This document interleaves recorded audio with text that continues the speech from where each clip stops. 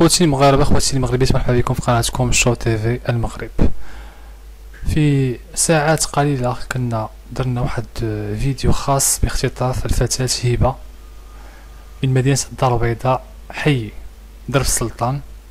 الحمد لله رجعت لدارها بخير وعلى خير، وكتقول ضمنيا ما هما او ما هم الاشخاص وما هي السياره والاضناء اللي قاموا باختطافها والذين ذهبوا بها إلى مدينة مراكش. سوف نستمع إلى تسجيل صوتي مرافق لهذا الفيديو لتعرفوا على ما هي خلفيات ووقع هذا الحدث. تبقوا معنا. زعما من الصباح هو تابعني منين خرجت صافي كنقول لي خويا علاش تابعني ويقول لي باش خرج يا خويا ويخنقني وانت ما كنقول له بعد مني ويقول لي دير راسك بحال اللي كتعرفيني. صافي هو يدير لي ديك ما عرفتش شنو دار لي، صافي سخفت ما بقيت عاقله على والو.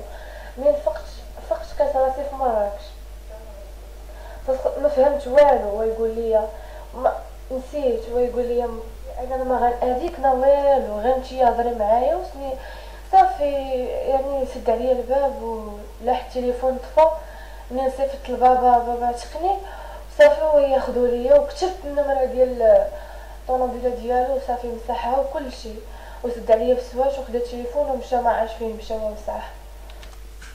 كما سمعتوا من هبه قالت لك غولف كحله، ما عرفناش من غولف بالضبط، واش غولف 3 غولف 4 غولف 5 غولف 6 غولف 7. المهم لون السياره اسود من نوع فولكس فاغن غولف. تم اختطاف الفتاة بالقرب من المنزل ديالها، لكن كيفية الاختطاف وكل شيء كان الأب ديالها صرح أنه بسبب الهاتف ديالها، وكذلك كما سمعتوا من عند لسان الفتاة فهناك على ما أظن فتاة تسببت بهذا الاختطاف ولها يد في هذه الجريمة، جريمة اختطاف الفتاة هبة. سوف نستمع للأب لتعرفوا على كذلك بعض خلفيات ووقع هذا الحدث. ويحطني هنايا ويقول لي ما تبقايش تثقي في الدريات. صافي وهبطت هنا. لا ما كنعرفوش انا كاع. مره واحده اللي تبعني عاوتاني ويقول لي عطيني النمره بغيت غير نهضر معاك. صافي ما عطيتهاش ليه ما تسوقش ليه. صافي هو يمشي غولف كحله.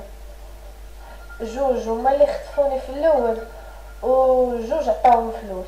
لا ما قاسوني ما والو. الاخر قال لي خليها واحد العام، الاخر قال لي لا بغيتي غير المشاكل. لا ما كنعرفش. داوني السباتة وكانوا باغيين يركبوني في طاكسي ويجيبني. الاخر قال لي لا علاش غادي نخسروا على الفلوس. صافي والاخر جابني حتى لهنا، واحد اللي جابني حتى لهنا والاخرين تبعوه عرفت انا عندي كبت الكبده ديالي عند شاده ليا لا يمكن غنسيسها، والحمد لله ماشي التوفيق ديال الله عز وجل لانه هو اللي وفقنا. انا الحمد لله كنت قال لي راه بنتك جاي، يعني شعور لا يوصف، شعور لا يوصف، يعني راه بحال يلاه تزادت ليا من الاول. الرسالة للوالدين أنهم يحذروا وليداتهم، ونصيحة من أخ وأب وخال وعم وجد واللي بغيتو، وإياكم من الجوالات. الجوال اللي عنده شي تليفون لبنتو يحاول يحيدو لها، ما صالحش. وهذه نصيحة من عندي، ما صالحش فهمتي، ما صالحش.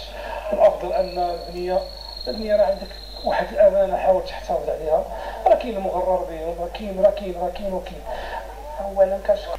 كما سمعتوا في فيديو بتسجيل صوتي من فيديو لأب الطفلة هبة، فالبنت قام شخص ما أو شخص كان ذكر أم أنثى بالتغرير بها وإخراجها من حضن العائلة أو حضن المنزل للذهاب إلى مكان ما، والتي لقت إثره أشخاص لا تعرفهم، وتم اختطافها عن طريق مادة تنويمية وضعت بطرف قماش وعلى أنف الضحية.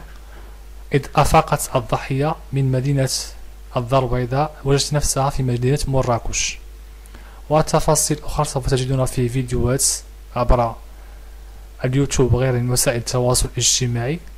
الحمد لله أن الطفلة رجعت إلى حضان العائلة، لكن يبقى السؤال دائما شكون هما الأشخاص اللي قاموا باختطاف هذه الطفلة، ما كان غرضهم بعد بالاختطاف، أكان فدية حقيقة أم شيء آخر، وما دخل الهاتف النقال في هذا الموضوع وفي هذه حالة اختطاف التي تمت لهذه الضحية، ولماذا قرر الوالد ديالها باش يصرح هذا التصريح ب إذا كانت عندك شي بنت حيد لها الهاتف النقال ديالها متخليش لها.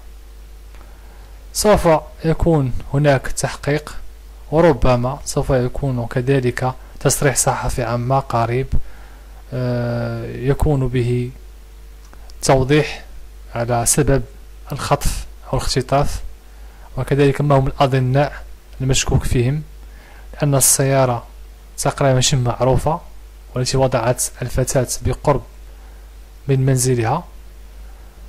لربما سوف يكون أناس أو كاميرات تسجيل قامت بتسجيل الواقعة، وإن شاء الله عما قريب سوف نعرف الجديد. شكرا على مشاهدة الفيديو، لا تنسوا الضغط على الاشتراك، تفعيل الجرس، ولايك إذا أعجبكم الفيديو، وإلى اللقاء في حلقة قادمة.